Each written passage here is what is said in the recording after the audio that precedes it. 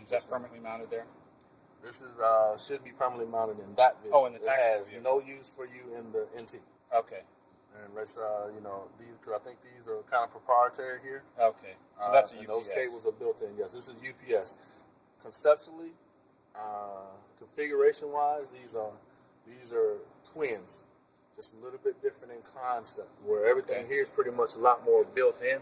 Okay. With the exception of the laptops, number of laptops, number of radios, the intercom system is different. But when you say, okay, does this one have intercom? Does it have nipper, sipper?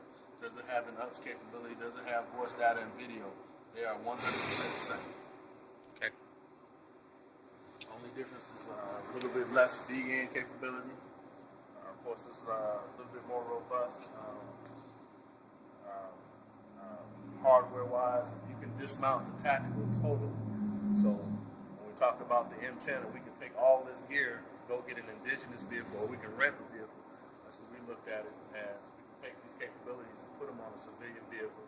That's important. And that's where we have the transport in the rear, where we'd have the inverters and things like that. Where we just, and the tools, and we put those in the vehicles. We should probably mention these two too. This is the original at the halt antenna. This is the AVL 1.5 that came off of the NT. Okay. In the corner over here, this is the AVL 1.2. And both of these antennas are ground antennas. They're at the halt. There's nothing proprietary about them. But are they auto deploy? They are auto deploy. You press the green button on the rear. You can do it external to the vehicle. On both of these solutions, the cables between these two solutions should be interchangeable. Okay. The only difference is how they mount. Okay. And their size. So okay. And that wooden box there is the box to ship back the Cobham loaner on the move antenna. Okay.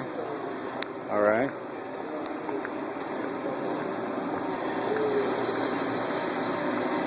You want to talk about the tactical at all? Sure. You want to go with it? You got the keys to the tactical, John? What's your calls on? So, of course, they've dismounted the majority of the gear. This is the tactical version of our mobile command and control. It has radio capabilities, same as the NT. It had transit case, all the SATCOM gear we call transport. That was all in the transit case here. This vehicle, when we talk about its networking with ISRs, the Cisco capability, that was a standard flyway kit. And the reason we did that is when we talk about the combo teams, they have not just 4 kits, this is their 5th flyway kit. That's their 6th flyway kit. Of course, that's not dismountable. Everything in this vehicle is 100% dismountable. Of course, it's a specialized Humvee, but we didn't look at it. We could take any Humvee, mount a flyaway kit inside of it. The VGAN terminals, the 727s that we discussed, they're magnetic. You just stick them on outside the vehicle, run the cables, plug into the batteries, and you will be back on the network. So that was the intent of our MC2V. You can see we still have the 19-inch standard rack, power capability. You can see we had our Cisco cables, the signal power panel. This is where the UPS capability was. Same as you had to turn on the 2 red switches in the NT, you had to do the same thing with the UPS in this vehicle here. Okay. Now we come over to this side. Same shore power capability, a little bit different cable. Now what made this vehicle just a little bit different from the NT is you can extend tactical fiber from this vehicle. All right, on the inside is Cat 5 base, but on the external side, we can run tactical fiber, nipper, sipper, or whatever we want it to be on the inside. As you see, this one's labeled intercom. There's an intercom system.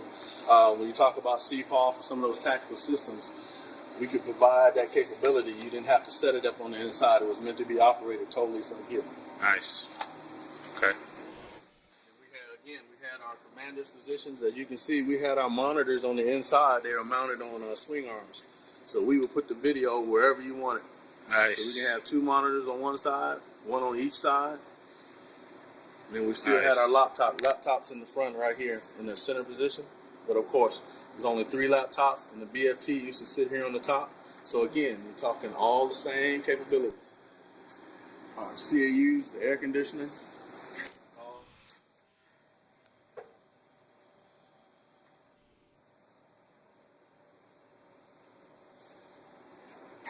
So instead of the commander's laptop being in the rear and he's using the touchpad up front, his laptop would just be installed. That is a laptop mounting kit. Whatever laptop, it just clamps onto the laptop.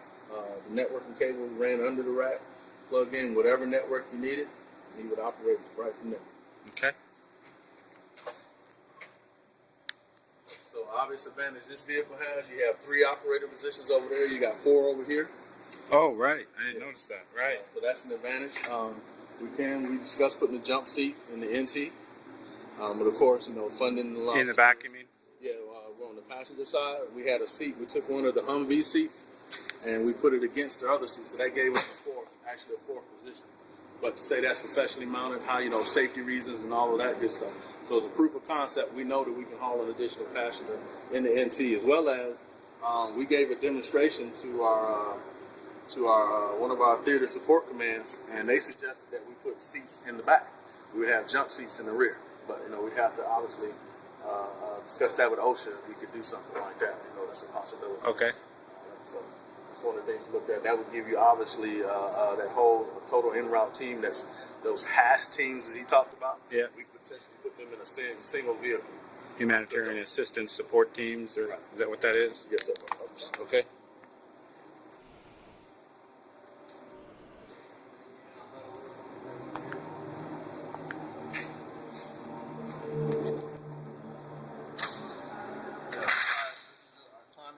Just like they have air conditioning built into the roof, climate control is built into this. Now, note, climate control in this vehicle is not for the individuals riding in the vehicle. The climate control is for the equipment. It is totally designed to keep the equipment cool. It is not to keep the passengers cool. Okay. That's why they put in that. This carries the antenna, FM antenna, the tactical antenna whips. Okay. As they're called. They go here. All right. That's where they mount. Yeah. 2 of them. Yes. Okay. Now this vehicle also it was equipped with VFGs. It had UHF SATCOM in the move that used to be mounted right here.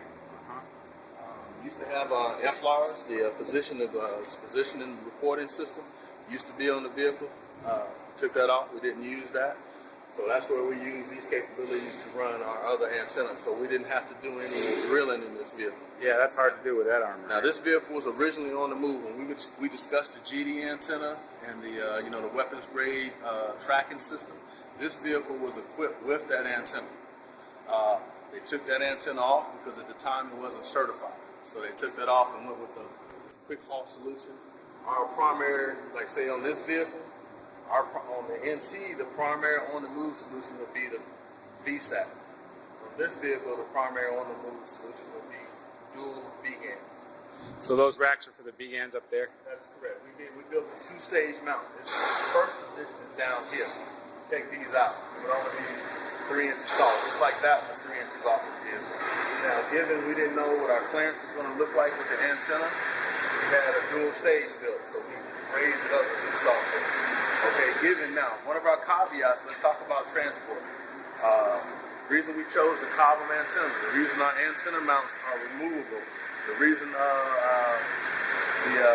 base plates, we can fit on a C-130, or we can take it off with a hand tools, mount the vehicle on the aircraft, roll off, remount the gear if we had to, and make a right turn, we'd be back on the network. So that's why you see everything, the U-bolts, everything can be lowered, everything can be removed easy, everything is interchangeable, or can be stored or dismounted.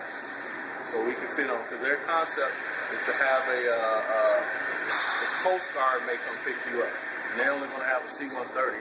And you got to fit that proposal that those first responders, they have to fit on that plane with maximum 2 vehicles. Okay. With that, any other questions you got? I think we're good, and that's another 10 minutes right there, so